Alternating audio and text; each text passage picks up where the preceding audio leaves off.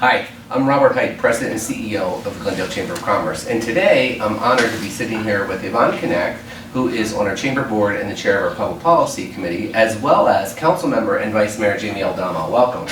Good afternoon. Thank you for being here. Good afternoon. So what we had hoped to achieve for our members is, since you are running for re-election unopposed, so for all intents and purposes you're going to be re-elected to office in Glendale, we didn't want a moment to go by and not go through a process where ordinarily we go through and endorse the candidates and things like that. And while the Chamber has previously endorsed you, it's kind of a continuation of that support. So we wanted to just take a few minutes and sit down and chat with you. So I'll let Yvonne start off with our first question. Take it away. Well, allow me, before you ask your first question, to say, first of all, hello to the members out there. Thank you again for the opportunity. And again, you are the backbone of the city. You bring in our resources and you bring in those tax revenues that help build and continue to grow Glendale. So thank you so much. I appreciate you. Nice. All right. Well, Vice Mayor Aldama. Yeah. Now that you're heading into your third term and you've been here for a almost full 8 years, what has been your biggest aha moment? You know, I have recently been appointed as the Vice Mayor. My biggest aha moment was when I got into office, I wanted to do nothing more than to improve the district that I serve, the Ocotillo district. And I did that. I worked as hard as I could to bring the resources and the funding that the district needed.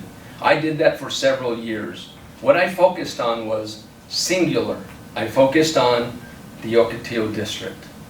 And rightfully so. That is our role, to represent citywide, but also your district. My aha moment was, I can't do that. I have to support all of our council members for the needs of their constituency and the rest of the city.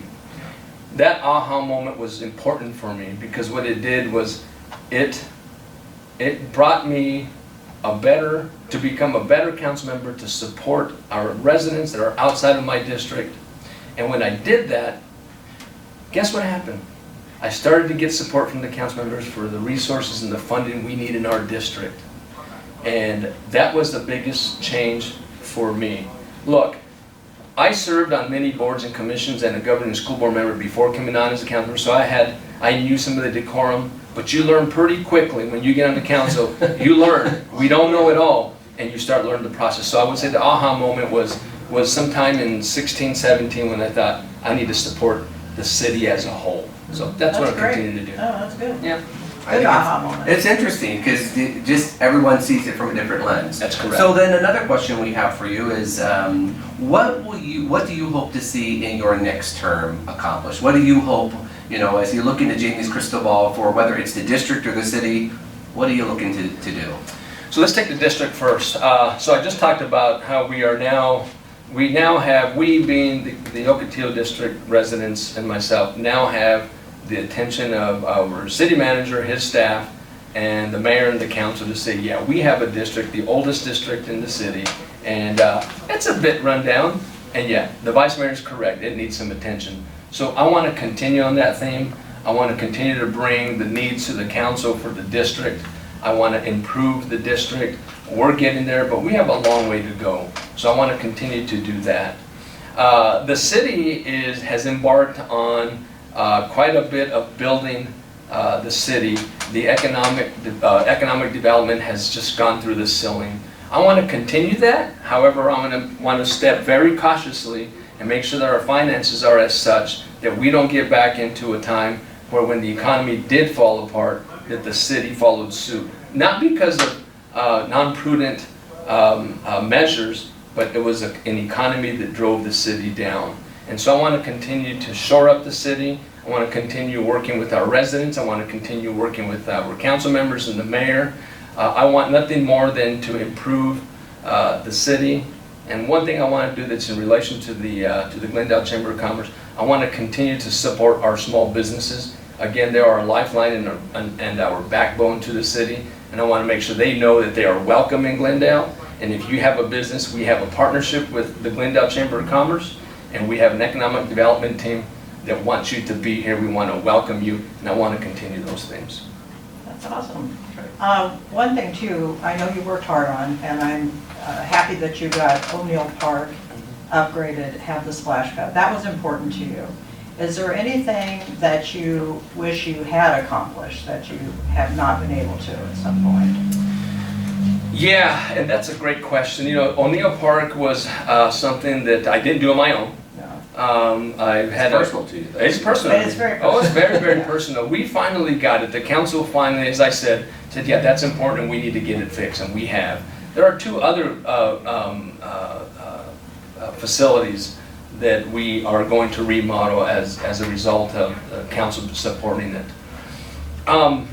There's nothing that I regret or didn't get done that I want to start getting done now. There's one initiative that I proposed and would be very difficult to do, but look, the district I serve, its demographics are much different than the rest of the city. It's a really special place. I mentioned in a public workshop that we need a much healthier Glendale. I mean all Glendale, not just the Ocotillo district, but I believe that the city has a role in making a much healthier Glendale, a healthier district, and that's something I want to work on. That's a heavy lift because some will look at that as outside the role of a council, but I don't see that. There's resources and organizations that we can reach out to that'll help me do that. I'm not ready to dig in deep to that, but that's something I want to look forward to. But I can't say there's anything that I wasn't able to accomplish that hasn't gotten done yet that I want to continue. There's just a lot of things that residents will bring to me, and I just can't get to them because we've got a lot. We'll put it in a queue, but nothing so significant that I feel like we missed it. Yeah, No, there's just that's so great. much that we can accomplish going forward and improving the I'm city. glad. Well, you have another term to. Get work on that. That's So- right. Get working on it. Yeah. Well, and for our members and community, if they don't know, the vice mayor was actually born and raised here in this district. So this district is more than just a district he serves. It's where he grew up. It's his family. He's embedded into our community. So the next question, and you kind of touched in this, your district certainly is far different than any other district in this city or maybe in throughout the metro area. One of the things that we recognize, I think, as a chamber and city, we're facing a lot of issues around affordable housing, inflation, homelessness, water security. What do you feel your role in those issues are as a council member? You know, because those are tough, you know, each one of those, I know I mentioned a few, they're heavy lifts. So to help the businesses and members understand, what does that mean for you as a council member on those type of issues? Well, I'll tell you, you have hit some of the most complex issues that plague not only the city of Glendale, but cities around the country Across the and world, cities across the world, the nation, but also in the state of Arizona. One of them being homelessness.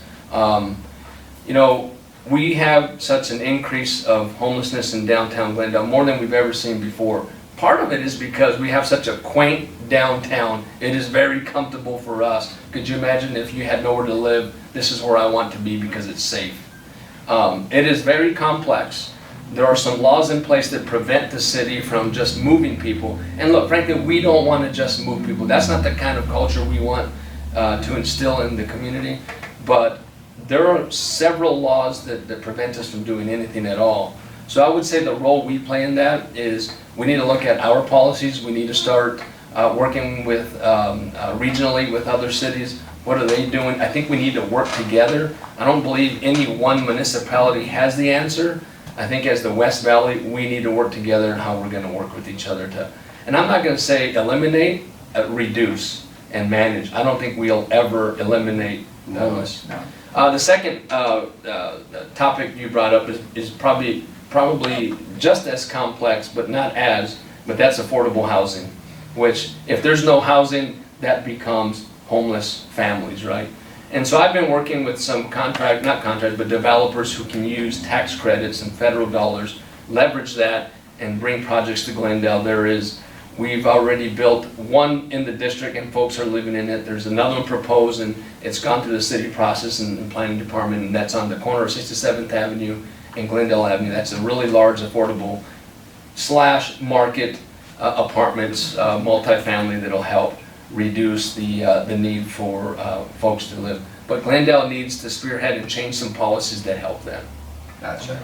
Any comment then on, and I touched on it, it was a lot, but, you know, what do you see your role in as kind of that steward of the city when it comes to water resources? You know, it's a hot topic for us. We live in the desert. There never seems to be enough, if you will. There's a lot of stories out there right now that has people a little bit nervous around what's going on in our future. So what do you see as the role of you as Vice Mayor, Councilmember Aldama in that? Yeah, so the city manager, who we've given the authority to call for drought measures, just announced a tier 1 measure. Our role is to ensure that the city manager has his pulse on it, that his staff, his knowledgeable team has their pulse on what's going on regionally and countrywide, statewide. We've invested a lot of dollars in aquifers and water being stored in Lake Mead. So I think we're being prudent, I think we're being proactive, and I believe that our role is to continue to ensure that our city manager, who is the keeper of that building, and is the staff, that they have their pulse on it.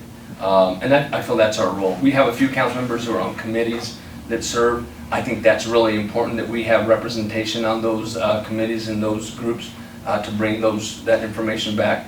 Our role is to even change policies or improve policies that affect water usage around the city.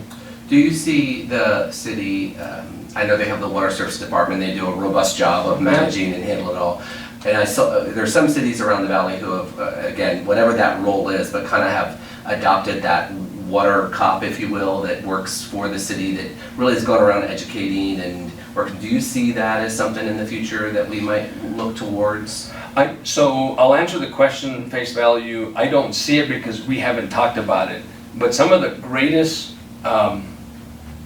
ordinances or policies that are passed in City Hall come from the user, come from people like just the Jackson Joes of the community say, I've got a good idea, you should have a water cop, just like you said. And so we announce those things and we work on them. I think it's a great idea. Here's one of the reasons. You often go by homes and we're watering our yards and a sprinkler pops off and there's nobody there. Hey, a water cop could probably address that. That person's gonna save dollars on their water bill, on their sewer bill, and the city's gonna retain some of that water. So I think that is a great idea. That is something that needs to get to City Hall, and then we study it, and if it's something we want to create a policy on, then we do. But nothing is off the table when we're talking about reducing water use and saving water. No, There's awesome. nothing off. Even, you mentioned the residential side, but even from the business side, we sometimes will have property owners who will say, I didn't know that was a problem at my property, you know, because they have a tenant in there and the tenant doesn't own it. So while they're vested into the business, maybe not so much the property. So, but I think you as a city have always been, and specifically you as a council member, always been receptive and open to ideas and thoughts and you know, hey, let's flush that out. So ideas come from all walks of life, and look, the city of Glendale, like no other city, needs to be water wise. We need to know where our water is going. We've invested in some infrastructure that will prevent flooding, underground line breakage. I think that's one step of many steps. We need to continue to be wise in how we use our water. Not only our residents, but the city itself. For example, the park across the street. So we need to be water wise, and that's important for our business owners, but also for our residents, and just statewide. makes perfect sense. Yeah. All right, Yvonne. All right, well, as a council member, how do you envision connecting and building a relationship, or more of a relationship, I should say, with the Glendale Chamber of Commerce? Yeah. Well, the relationship with the Chamber and the City of Glendale has formulated far before my time. And Robert and I have a great story. We won't talk about it today. Where at one time as a candidate in 2013/2014, I wasn't sure that I wanted to be part of the Chamber. It was just that stereotypical rumor that you know, you have to be on the inside to be part of the Chamber. Well, I'll tell you what, Robert and I talked about that, and I went to my first event, and I was always been a champion for the Chamber of Commerce. The Chamber of Commerce in any city plays a significant role, and I've met with this group many times and said how much we value you, how much I value, how imperative it is for a city to have a continued relationship. So I feel it's important for our business owners, who we feel, and I just said are the backbone, to have a representation at this level so that you can communicate with the city. I mean, no better than the Chamber of Commerce to communicate to the city the needs of their businesses when the business owners can't do that. Not that they can't, don't know how, but why not funnel that through here? So I want to continue the relationship that the city of Glendale had started or created in partnership with the Glendale Chamber for many years to come, at least into the 4 years that I'll be elected into, as long as I'm here. Vice Mayor Aldama and Councilmember Aldama, whenever I leave that role, will continue to not only continue the relationship, but improve the relationship and extend it for years to come. You play a significant role in City of Glendale. Not only that, you become regional, so you're working with Peoria, you're working with Goody, you're working with the entire West Valley corridor, and you're also reaching out to other chambers. That is only better for those who are watching, and I value the relationship. I think we can continue it. Well, and we do appreciate when you do show up at the whatever ribbon cutting or after hours event. It means a lot to have a vice mayor or a council member there, and your lovely wife also, Monica. Yeah. We love having her, so we do appreciate that too. You know, the ribbon cuttings to me, and I can't get to all of them, so thank you for recognizing the few that I have gone to, because it does make a difference to the owner of the business. But it's like a birthday party for your kid. You know, you have a birthday party for your child and nobody shows up. Who's sad? The child. Well, so is the business owners. It means a lot to them when you say you have a relationship with the city and those elected officials and members of the administrative team up there show up. So I will try to make an effort to make it to more of them, but I have made a few, and thank you for recognizing You do. And you know, we never want to burden a person, a business, an entrepreneur, a council member to ever feel that their engagement or attendance is the value of our relationship. We would love for everybody to attend everything, but we know you just can't. You have things that you do for your job, you have things you do for the city, you have family, and then sometimes, let's face it, we have to unplug and go home and, you know, relax a little bit. So you have been great in that. So here's another question for you on this one. So we know there's times that perhaps the city and chamber may disagree on an issue. We're never going to be aligned all the time. I think more often than not, we probably will be aligned, and there's been some times that we haven't. How do you, as the Vice Mayor Council member, reassure our members in the business community that when there are turbulent times, we're going to keep the dialogue open and going? What's your take on something like that? Well, I'll tell you right now that, that's the toughest question, right? well, it's probably the most engaging question we'll have today. Being on council, we never agree. You just can't. It's very difficult for us to come in as the body of seven and say we all agree. We've had some unanimous votes, but getting there has been very tough. It's the decorum that follows a disagreement that's important to me. You and I can disagree. You and I can disagree on something. You may vote yes, I may vote no. It's the decorum that follows, not that ensues, because when you ensue an argument, then we may never get over it. But if we can agree to disagree and move on. Look, I've disagreed with many council members, got off the dais and said, it's good to work with you, let's move on. And the next day, vote on an item that they brought up. It's just that item may not be the item that I philosophically can jump on, or just feel like it's not the city's place to be in that, whatever that item is. I think what's important to me is that you, as a chamber, citizens, business owners, have the right to disagree with their city. They have the right to do that fundamentally. That's no different with the city, with the chamber. You have the fundamental rights to disagree with us.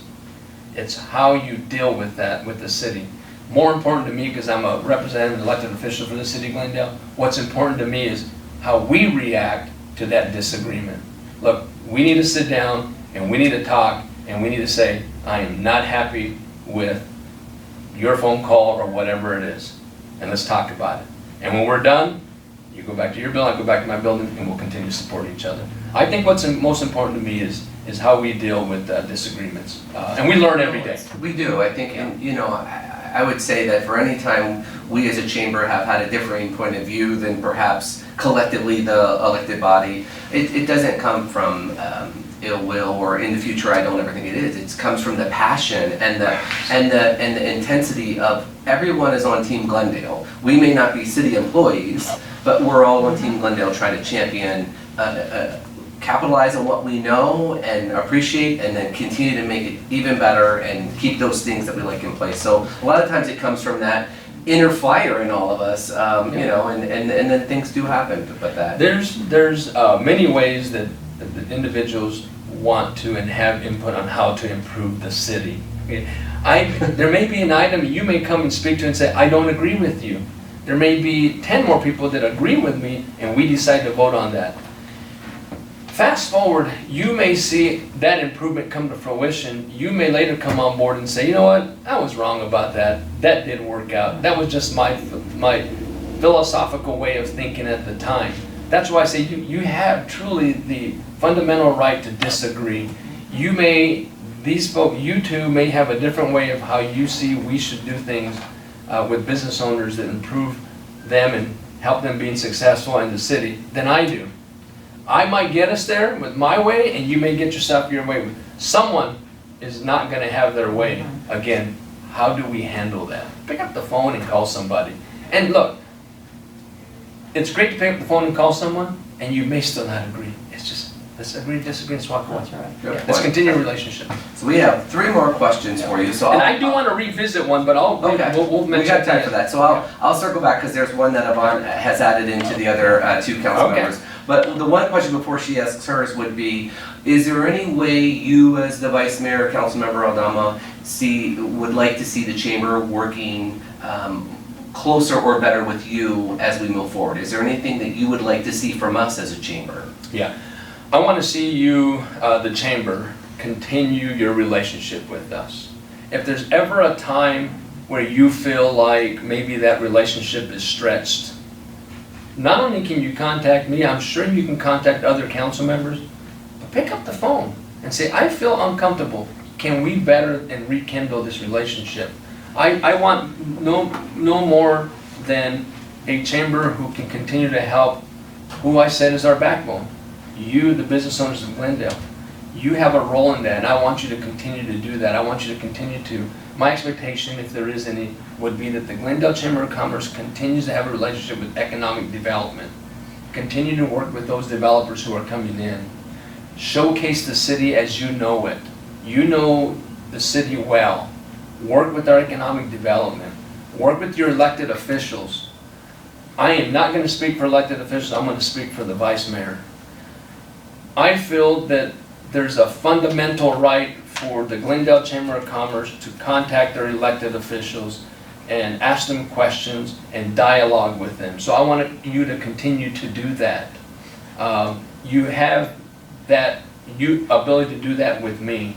I want you to continue to have a relationship with our city manager and his directors and his team, and I want you to continue to rally behind your business owners, because without our business owners, I don't know what we would do.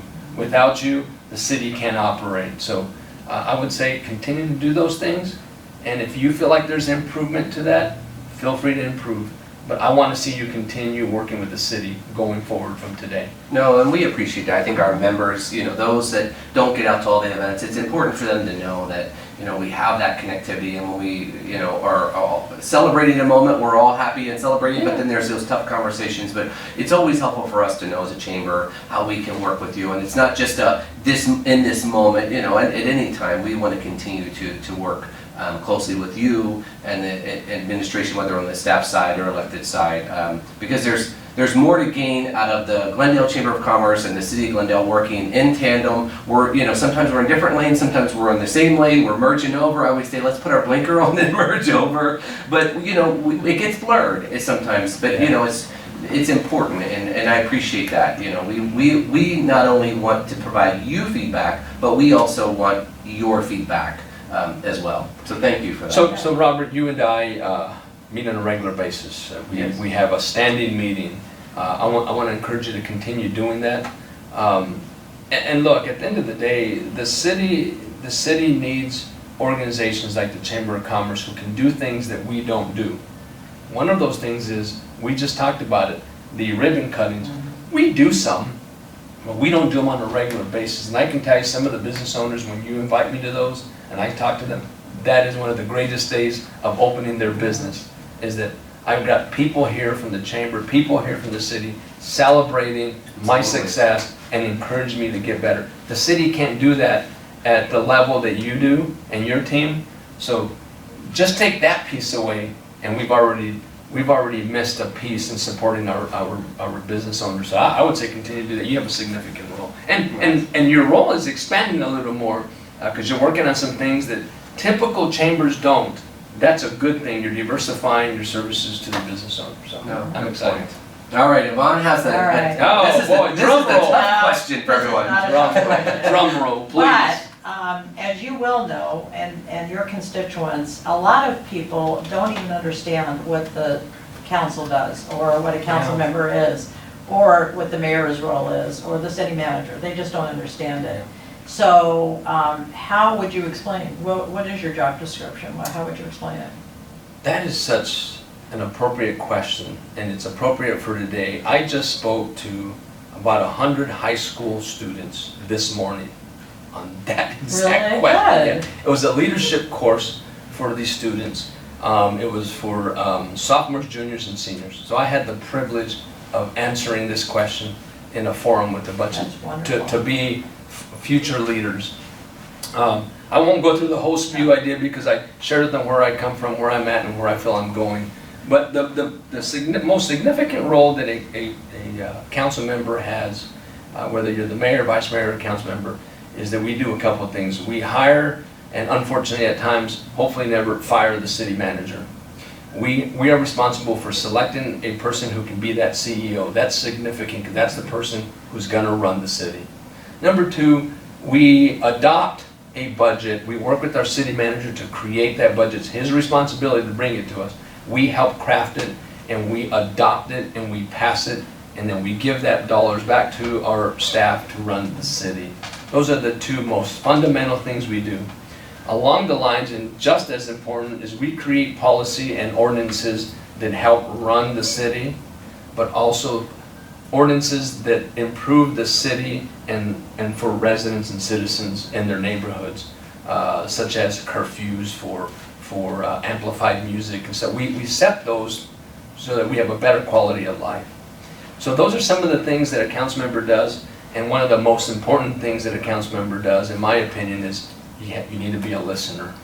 You have to listen to people. You do more listening than you do action. You listen and you listen and you listen. And so you need to be that representative that is, one, available.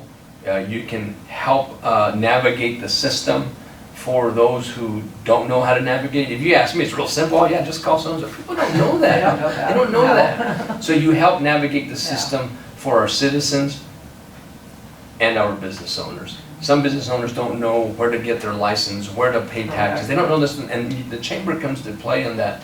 But we have a lot of roles, and one of them is listening, being that representative, being accessible. I'm one of the few council members, not the only, that publish my personal cell phone to everybody in Glendale, so I get every call.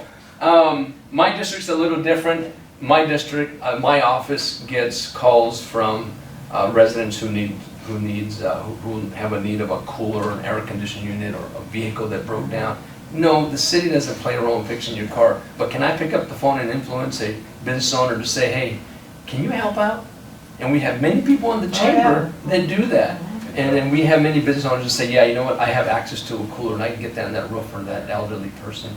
So those are some of the things we do. And then we create and retain relationships with organizations like the chamber, and any relationship we can create with an organization that will help improve Glendale. But those are some of the things, Yvonne, that a council member does. And then there's just a slew of things we do. We meet with staff and we give our input. And so those are just a handful of things, not all of them. Absolutely. Yeah. So I also want to thank the business owners for trusting in me and reaching out to me and using me as a resource. I want to help them navigate the system if they have issues at City Hall. But it's because of our business owners and our residents that I've had the ability to serve this great city as a council member. It's because of them for the voters and the business owners.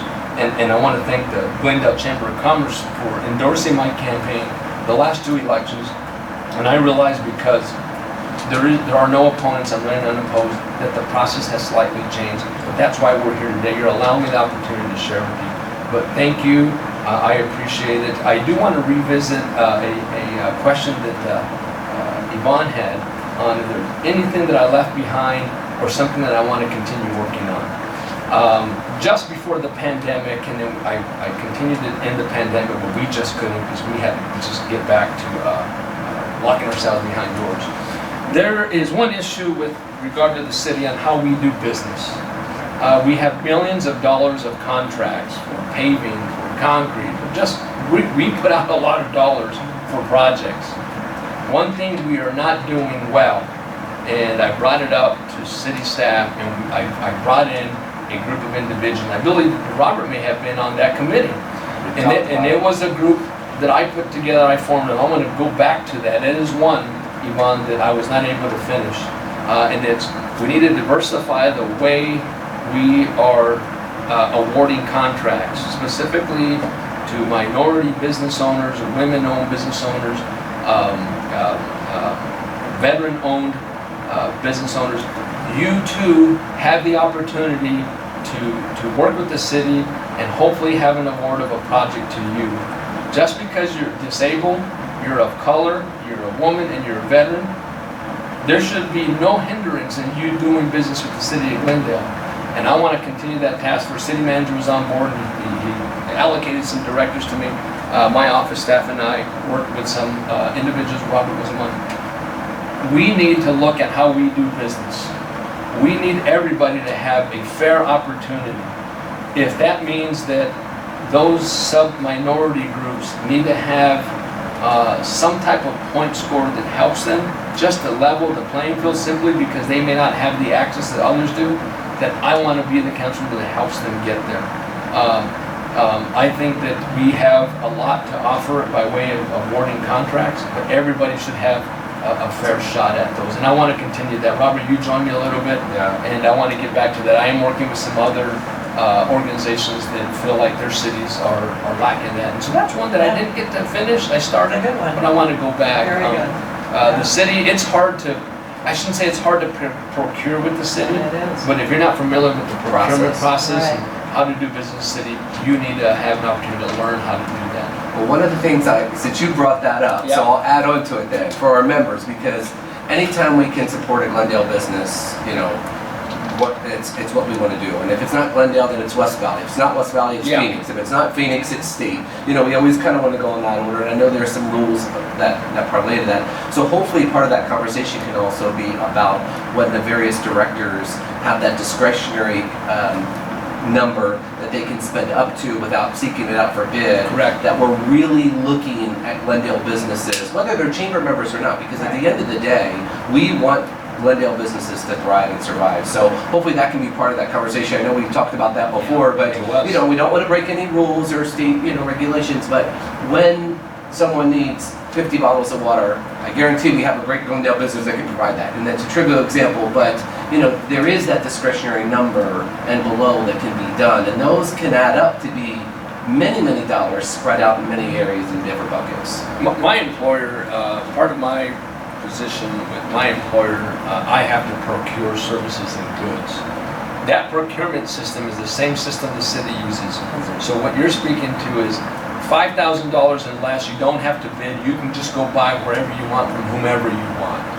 That was part of my request to the city. And here's what I was told by the city staff was, we can't do that. That's against the law. So, well, I'm not asking you to break the law. I'm asking you to refine the law and find a way that we can do that. So, state of Arizona right now has a program that their employees, before they go spend, and here's what we wanted to implement, we talked about it. State of Arizona, before you go buy cases of water, you need to make sure you cannot get it locally. So that's what I wanted to bring to the cities. We need 42 cases of water. Okay, see if you can get it here in Glendale first. I can. Well, tell us why you can't. And so I know not everything is sold in Glendale, and frankly, it may not be a cost that we want to absorb, but you better do your due diligence. And we talked about that as part of not only the minority contracting and doing business, how do we bring in more small businesses, regardless if you're a minority or not. You're already in the minority if you're trying to build a business. My initiative was to help anyone that wants to bring a business that doesn't know how to navigate the system. But what you said was one of those initiatives was, if you're going to buy small, yes, it adds up. 1,000 here, 1,000 there, it adds up. I sell water here in Glendale. I'd love to sell it to the city of Glendale. That was part of it. So that was one thing I didn't leave on the table. It's just that COVID didn't allow us to meet in person, and we're gonna kickstart that again. So I think that's music to the business community's ears. Absolutely. Well, one thing I just want to add in before we wrap up today is, as a chamber, you and I talked about this before you got into office, but it was around diversity, equity, inclusion. And, you know, if the chamber doesn't embody the community we serve, then people don't feel welcomed. And so I do want our members and community to know that, you know, Jamie has stood steadfast with this organization in driving that message forward. You know, we commend the city on passing that ordinance, and you were actively involved in that. He served on the committee. He's been present at those meetings with a lot of our business partners. And that's important. So I do want our members to know that, because it's not just there's a road bump, someone's upset, there's a pothole in my community, there's a new business to celebrate. There's some really sometimes tough conversations, and you've been there at those. So we want to thank you for that. Oh, absolutely. The city of Glendale must and shall continue to be an open municipality for its residents, its businesses, and for its visitors. Look, and you're right, thank you so much. I've helped champion to get that ordinance through. At the end of the day, the entire council, so I thank them, congratulate them for passing it. But at the end of the day, for me, it doesn't matter to me who you love. It doesn't matter to me whose hand you want to hold. It doesn't matter to me who you want to walk with. I don't care what color they are or what they look like. If you love that person, I'm okay with it. You come to the city of Glendale, you want to do business here, that's not what we look at. We are open, and we want you to do business with us. That is not a prerequisite. Love it. We are open for business. We are open for business, and that's the type of city of Glendale that I'll always advocate for, and I want to be a representative. Well, and so that the people watching this know, it's called a non-discrimination ordinance. We didn't really say what we. It's not good, but But non-discrimination the ordinance. city did pass it, and it was a long time coming, so. One of the few cities in Arizona that did it, and one of the few that came out early to do that.